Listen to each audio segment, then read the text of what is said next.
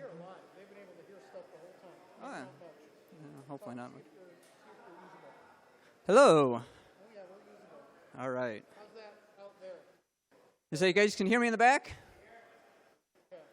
All right, cool. So I'm going to give a brief presentation on the mini-CTF from last month because I was lucky enough to be the one who submitted. At least I submitted the flag first. I don't know if I was the first one to solve it, but at least I submitted it out there first. So I thought it'd be nice if I went over and just kind of went over how I went about solving this one, kind of give insights to other people who are trying to get into these CTFs, some of the tools and stuff. This one was kind of fun. So there was some interesting pieces of it, things that I had learned going along the way because I hadn't run into a couple of these tools. So this is what the website looked like from last month. Yeah, there was a link to get this this file. It ended up being a file called Diver. So kind of just looking to see what it is. So let's see what was in it. So first thing to do is, random file from the internet. Let's look to see what it is first. So I went through and generally on something like this, I'll run strings first on it. I know this is a little bit small from the back, but in the middle here, there's a bunch of base64 encoded data. So I thought, hey, this looks interesting. So we'll dump that out into, run that through base64 decode, dump it into another file, look at the file. Hey, that looks like C code. So we'll run it through, make it into a C file and compile it. Let's see what this gives us. Hey, more base64 encoded files. That's interesting. All right, so we extract that one. Get another file out. Okay, this one looks interesting. Actually, on my Kali box, so when I first did this, it just showed me data. When I actually ran it on my Kali box, it told me that it was a precompiled Python file. So now we got Python code. Interesting. Well, let's run this, see what it gets us. More base64 encoded data. Interesting. So this is interesting. I'll kind of stop here for a second in that I had just recently run through Pico-CTF on one of their things, and it was they had Russian dolls, and it was you found a PNG, and inside there was a zip file. Inside the zip file was another PNG, and you kept going until you got to the flag. So this was starting to look kind of like that. It's like, interesting. Embedded files and embedded files. So then out of the base64 encoded data that came out of the Python, it was like, okay, this one's weird. I haven't actually seen this this syntax before, so this is where I sent out to the Discord and said, hey, anybody want to help on this? Got some ideas on the CTF? So working with at Cooper, so whoever that is, I don't know you personally, but thanks for the assist. This is a language that I've never heard of before called brainfuck. So it's a white space based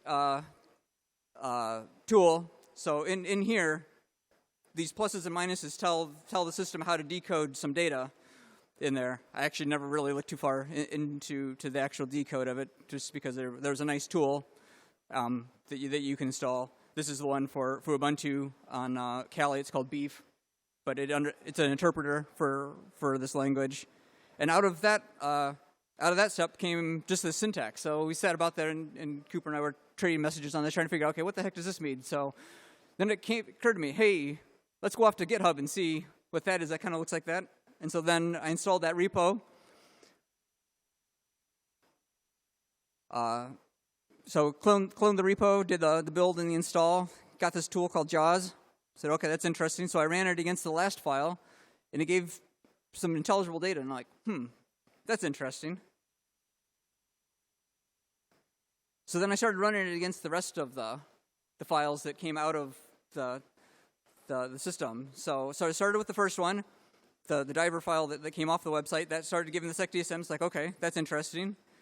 I actually ran it against the base64 places in here, but I didn't show that in here. Those didn't come out with any input or any data out. So then I ran it against the step 2 file. That one got more of the flag. And then the compiled Python code got more of the flag. So putting all that together is how we got the win on that. So it was a bunch of going back up there and stuff, and I can actually show, I have all of the, if people are interested, so I have all of the files here, so like I said, from here, we know that one spits out the base64 encoded data, so then if we run so that's where you started seeing some of that output, so then you just had to piece it together from the various files that were in there. But it wasn't that many files to go through, which was good. But it took me a while. The biggest step was that I've never seen that, the brainfuck there. So like I said, whoever Cooper is, thanks for that. I'd never seen that one from a CTF before. So that was interesting. And then obviously the JAWS program, that was completely new to me. I didn't... because of conflicts, I didn't get to actually attend the meeting last month on it. And actually, you guys will learn more about the JAWS because that's the talk that's following this one is on this. So it was just, basically what I did was just kind of kept finding stuff that looked interesting. Base64, using strings and stuff and looking through it. That's kind of what I did, just kind of going through those and just kept iterating on it until I finally got something that looked usable. So... Cool. Anybody have any questions on? All right. Cool.